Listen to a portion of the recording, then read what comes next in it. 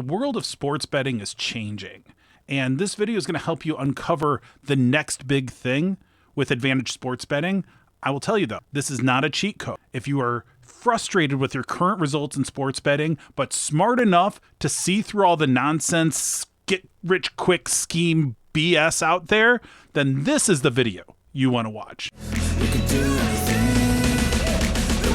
Welcome to The Advantage. I'm A-Train Bets, and I use my brain to make bets. Now in this video, I'm going to talk about what we're doing at A-Train Station that is different than anything else you're going to see out. And it is the way of the future when it comes to Advantage sports betting. There's so many things out there, from using your hunches or having the system or betting it this way or various bet sizing strategies or top down or arbitrage or all this stuff. And all of them are pitched like they're these cheat codes, like they're going to be these things that will make you rich and you'll have to do nothing. And you won't even have to understand anything. Just click the big number. Just do it fast and you're going to make $1 billion. Good luck to you. If you're sitting in your dorm room right now and like, I don't need this education. I can just go and make all the dollars. I'm going to do sports betting. And I've been around long enough. Yeah, I've been around a long time in data and helping organizations use data to get better at what they do. But I've been around a few years now in Advantage sports betting. And you see these things repeat themselves. And, for a while it was correlated DFS. That was the hotness. Now it's live arbitrage. That's the hotness, and you realize like prediction markets are on the horizon. They're here. They're laughably bad in some cases and they're really good in others. And we have to say, okay, well, how are we going to manage in a world that's dominated by bots? I can't click that fast in live arbitrage. If you don't know what these terms are, good for you, because these are things that are on their way out. You might be able to make a few dollars doing arbitrage right now. You might be able to make a few dollars doing live betting. But the fact is that if you look at the future, which you can see in the financial industry, that's going to tell us everything we need to know about what's about to happen in sport, right? We don't know exactly the details. We don't know exactly how the regulators are going to muck with it, but there's going to be opportunities in the natural order of things. You can't change physics, and you can't change the fact that markets seek efficiency, okay? They are seeking the fastest and easiest way to resolve themselves to a fair price. That is like a fundamental force, okay? And we know that's going to happen. And so all of these strategies all of these things, they are diminishing quick. And if you've done any top-down betting, you know exactly what I mean, right? It used to be you could just go carve off $10,000 from FanDuel without even blinking, right? They were so bad at this.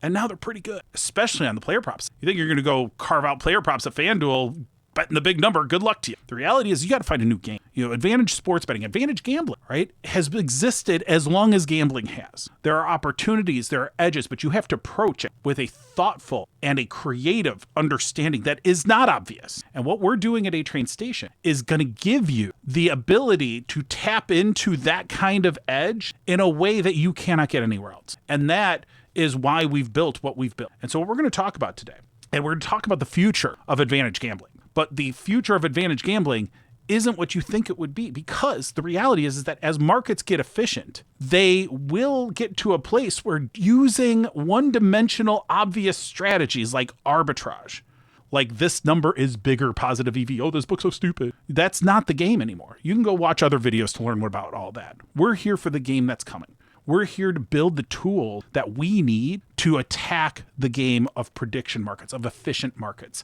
of sports books and peer-to-peer and prediction markets and any other thing they throw at us. We're going to have an opportunity to find edge in novel, unique, creative ways that you won't get anywhere else. And the reason you won't get it anywhere else is that they don't have the data. They don't have the analysis. They don't have the model. And predictive models is where we're going. And the reason why predictive models are so powerful is that markets approach efficiency over time. In sports gambling, however, there's not enough time. These games only exist for a couple days. These things are not there in an ongoing capacity. How long has Apple Computer been around? How long has Tesla been around? Decades plus. They have existed throughout. Yes, they have turnover. Their teams change too, right? But they're the same game that they're playing on an ongoing basis every day. They're selling the same widgets. They're selling the same things tomorrow. They may have a new product and then you can adjust to it or whatever. But when you're playing a highly dynamic game for 2 hours, one day with a team who's been traveling, who's got injuries, who's got things they're worried about at home, health problems, family issues, Thanksgiving's coming up, whatever it is, there is not enough information in the world for that market to be truly efficient in the amount of time it has. So therein lies an opportunity. Are you going to beat market efficiency by going this number is bigger because you're looking at efficient market? No, of course not. That's not going to work. Not long term, right? You might carve out a little bit of edge here and there. You might be able to get a little bit of arbitrage right now, but you can't beat the bots. Bots are faster than you, right? So the fact is that we need another angle. We need another edge. Predictive models are allowing us to see things in these markets ahead of time. We can calculate what may be being overreacted to or underreacted to in the context of the actual markets, of the sports betting lines that are being offered. And one of the beautiful things is that if we hold that information closely, the market doesn't necessarily see what we see. When I'm sitting on an original model and the first number comes to market, the games have ended today, the first line for tomorrow is posted, I have an opinion. I can bet into it or not. How long does it take if you're doing top-down betting or arbitrage? You need at least 2 lines, probably a lot more than that. So you're already behind the game. But if you have a model that has value, you all of a sudden become a person who is bringing that efficiency to the market. That's the game we want to be playing. We want to be the ones bringing efficiency to the market. But you know what? It's hard to create models. It's hard to take all of the analysis of everything and bring it into the sports betting context. That is why we diversify. That's why we have different people doing this in different contexts, because it's too hard for one person to do by themselves. What we're building in A-Train Station isn't just software. It's a community of people working together to help find these edges through the models that various people are working on. I work on building an NHL model, and then the people who have subscribed to my NHL model are helping me learn how to bet that to the best of my ability. We can work together and find greater edges as long as it doesn't get made available to everybody out there. And you know what? Even if it did, most people out there are way too lazy. They just want to be spoon-fed a pick. They just want to check out. This is why the entire programming of CBS exists, right? You just want to check out and not even think about anything. I'm convinced of that. I'm going to get canceled again. But that's the fact, is that so many people in sports gambling don't really want to try to win. They want to see this as a release. They want to see this as a prize. Being able to gamble and lose money on a sporting event while I watch a sporting event is the thing that I want to be able to do, because I'm rewarding myself for all the other hard work I do. I don't want to work hard at this. This is my hobby. Well, you're just not good at your hobby then, right? For those of you who understand, there's possibilities of winning. There's possibilities of seeing through what is out there and finding plays that the market doesn't see that have true advantage. Once you start approaching it that way, you're never going to be the same, but you're going to be playing a different game. What I love about sports gambling is that we are playing a game that is within the context of sports. We're playing a different game. We're not playing the sport, but we're playing a game that has been bolted onto that sport. And that's what makes it so much fun, is that the sport resolves our game too, but our game is wholly different.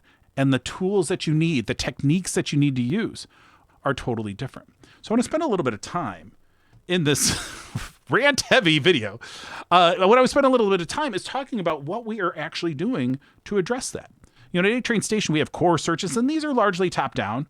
These are things that are pretty well driven by markets. Stinks Like Money is kind of a unique one in that it's using exchanges over traditional sharp books, but this is where, there's still value in top-down betting. It's just getting smaller and smaller. The edges we're going to find here, 1 to 2%. But what we have, if you go into A-Train Station, you go to our model marketplace. And I'm going to show you this on the on a different login, because this is one where I don't already own this. So what you have is A-Train Station's model marketplace. What this is myself, I do an NHL model, as well as other members of A-Train Station have started to build their own predictive models. And that's where in this custom lines, or this upload line, it's custom lines, or it's really custom models. So any member of A-Train Station could develop their own model, just use it themselves. They don't have to sell to anybody else. So you have the power of tapping into those models, and you just treat it like another source of truth, just like stats or just like sharp books. And you can use that as guidance and give yourself a fully unique thing. If you want to create a model and never share it with anybody, be our guest. That functionality is right here in that upload lines or upload models, which I think is we're going to change. But regardless, there's a few of us who have said, you know what? We're big nerds.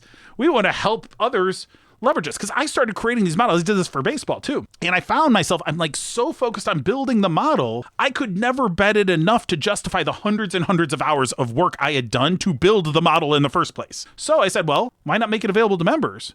because they can start to use it and start to discover things about it, and then can help me figure out the best ways to bet it, right? And so like that's the thing, is it's a different skill set. And so what this does, and what my model does, and which each of these models, right? So we'll start with my NHL model. It talks about what we have with what the model does, and the reality is that my model isn't telling you what to bet exactly, because it actually calculates both sides of lines. It's helping to illustrate where the market may be over or undervaluing based on the fundamentals. And it's a unique perspective. Is it the only perspective you want? No. But is it a good place to start? Yeah. It's a good place to say, hey, there might be something interesting when I use this to search. But the other models out there, so we have an NHL model that we currently have. We have an NFL model that now also has some spreads involved. So it was money lines, now it's spreads as well. So we've got Rich, the data guy, is doing that. That's an awesome model. LibbyLink's one of my favorites because this is English Premier League. I hate soccer, but I love using the English Premier League model because it makes me money. I mean, I like that. But the fact is that what I like about it is that it gets me engaged in soccer again, which I started watching Welcome to Wrexham. Fun show. Started making me understand what the hell is with this sport that everyone seems to love except me. Or at least, or Americans, I guess. But they're making it interesting. And now with the EPL model, I can jump into that and have a vested interest. You know what? I kind of enjoy watching soccer. Don't tell anybody, right? But like, that's what the models do. And that's the thing, is that it helps you engage in sports gambling in a way that you never really would have thought you would before. Because when I go and use these core searches, that's fine. But, you know, I'm playing or whatever. Now that I use models, I find myself not really wanting to do top-down betting by itself. I'm still price shopping with the model plays as well. These seem too one-dimensional for me. It's a good place to start. It's a good place to learn. It's certainly powerful, and we offer many different views into these markets that most software gives you one, you know, and then we get so much more beyond that. But I want to show you. So I'm going to jump in, and this is just a pure model-based search. I just want to show you this. And I know we've been chatting for a little bit. This shouldn't be too long of a video. I made some plays earlier. We're still testing an upgrade to the model, so I'm still betting very low, $25 bets, and I won't be shamed from that because I'm taking my time and doing it. I know how to make money when I have full confidence in the model. We're at about 85% on this one currently with an upgrade that just got through. But let's look at one. This one's for unders. This is a pretty main market. Let's look at this one, under 6. And what we have here, which is so cool, right? In this bet details page. So we always say, like, this search is when we find interesting plays we want to look deeper into and we might want to make, right? So in this game, we got the Nashville Predators and the Detroit Red Wings, Albert Fudd, sponsoring the Detroit Red Wings. Hey, you know what? It's the internet. I can do what I want. All right, so this one we're signaling towards the under 6, right? Pretty aggressively so, right? So in this case, we think there's a very good chance that they're going to be under 6 in this. And we see the previous stats, you know, it's about 51%. That seems to be fairly aligned with where the market currently is, but we think there's a much better chance based on whatever's happening in the model to do this. Now, what's interesting here, right, isn't necessarily, is this probably a little bit too aggressive? Probably. But is it directionally interesting? Of course it's directionally interesting. Look at where this market is. There is nothing to do here from a top-down perspective. But when I have a model that says, hey, based on the fundamentals, we think the market could very well be pumped to the over, and we think the under is probably a better play here. It's probably half point off. So now I can bet into a Profit X at minus 103, bet into Pinnacle at minus 105. These other sharp books, I have a point of view now that I can take action on should I want, right? And in this one, it's moderate, right? But this is a pretty strong stance for the model. A lot of the times, if we go back to some of these other plays, not nearly as dynamic of differences in those. One of the other cool things that we can do here is that you say, okay, well, the model's really saying here that we have a 45.7% chance of this winning at plus 318. That's a better way of thinking about it, because you see these numbers for American odds are way too big. And what we can do in our searches is start to change, okay, how are we looking at this? Well, if I'm dealing with prediction markets, I can just compare percentages. The market's saying this only has a 23.9% chance of winning. I can do it if it's 45.7% chance reality. That's pretty darn good. It's a 22% difference, but it's a 22% difference on a sporting event. That could be, worth doing. Or the one we were just looking at, 29. So again, it's about surfacing interesting plays and giving you something to work with that you wouldn't have had. Again, if you were just doing top down, you're doing a one-dimensional, this number's bigger strategy, there's nothing to do here. All these numbers are just allows us to do that. So that's where the models really come in handy, is that in a world where the markets resolve themselves very quickly, you can't do anything in this. You have no point of view in this unless you have another point of view. And that's what the predictive models give you. And that's the thing, is that predictive models don't always get it right. They certainly don't know more than the market does. But predictive models tend to be calibrated very precisely for a certain kind of point of view. And that point of view may not be fully represented by the market, because the market's made up mostly of people who are betting based on a handful of pieces of information. What's good about models is that they can factor in tens, dozens, hundreds of pieces of information, and it can do so in a very precise way. So when new information comes to light, the model knows exactly how much to move that prediction. A person's really bad at that. A person's most likely going to overreact to any new piece of information. They're going to treat it too big. Oh, this person's been reported to have a sore ankle. Oh, fuck them. We're going to go under. That's the natural reaction. Overreact to that new piece of information. The ironic thing, I guess it's not ironic because it's actually exactly what you would expect when you think about it. This is exactly what financial markets do. And if we're saying the sports betting world is going to mirror more closely over time the financial markets, what do financial markets do all day? They're going up, they're going down, they're going crazy. Over time, they approach efficiency. But day in and day out, do you think today's ending stock market price is the be all end all? No, this is the best we can do today. And then tomorrow, they'll adjust a little bit more. It's very iterative. People overreact until everybody's reacted enough, and now we have the new normal. But sometimes there's systemic shocks. Sometimes the market's off by 20%. Nothing changed by 20% between yesterday and today when the market changes that much, but new information came to light and there was a re-reckoning. What we're doing with our predictive models is to try to see through all of that market craziness and have a point of view that's clean, that we can then look at the markets and say, okay, here's where we think there might be opportunity. And the better we make each of these models, the more opportunity we have to find those places in the market that are mispriced. That's what the new game is. The new game is not look at that book and look at that other book and this one's crazy. Everybody's got the same odds screens. Everybody's using spot odds or Don Best, or they're not using A-Train Station, because A-Train Station's not for those sports books. We're not playing both sides here. We play for the consumer. We play for the better. That's what we're building, is the tool to see through all of that. With A-Train Station, your job is to be the advantage better, not to be the book, not to have the best market price, but to find those places. Now, one thing, people are always like, oh, the books have all the advantages. They have all the advantages, right? Well, granted, some books will just limit you because they know you can do better than them, and those are marketing firms. They're not sports books. True sports books that actually take bets, the Pinnacles, the Circus of the world, all of the books that take bets from sharp bettors, what are they actually doing? They're taking the plays based on what we are offering them and what we want to play, right? The thing with those sharp books, if they're taking action from anybody, yes, they get the hold, right? -110 on both sides, or they're pocketing a dime on each side. Fine. But the beauty of being an advantage sports bettor is that we get to choose our plays. You cannot overstate the power of choice in sports gambling, right? This is why we always talk about don't bet unless you feel compelled to. When I look at a play and I'm like, I gotta bet this one, there's no way I'm not betting this play. That's a play I want to make. But if I have a bet, I'm like, I feel like betting, baby. Let's bet. No. Don't do that. That's not how you get the advantage. The power that you hold as a sports bettor is to be able to choose your plays. And if you're not choosing wisely, they will win. They will beat you every time because they have that baked in advantage.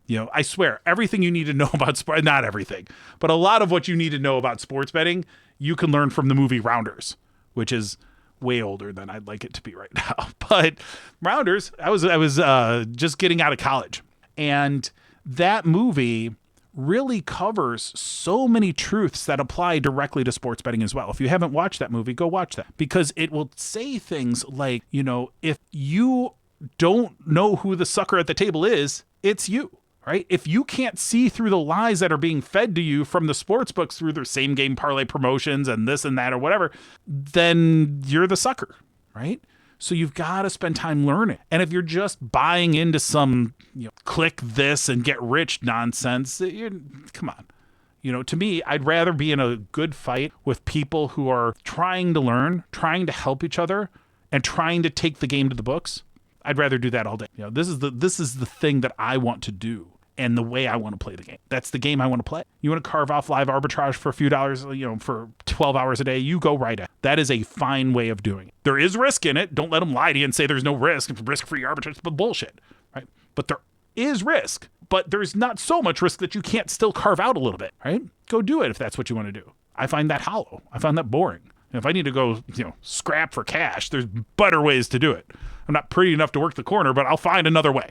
So the fact is, what we're finding with these predictive models and I love, one of my favorite things about A-Train Station right now, and I know I'm rambling on, but one of the favorite things about A-Train Station is that the other model makers, we are a unique breed.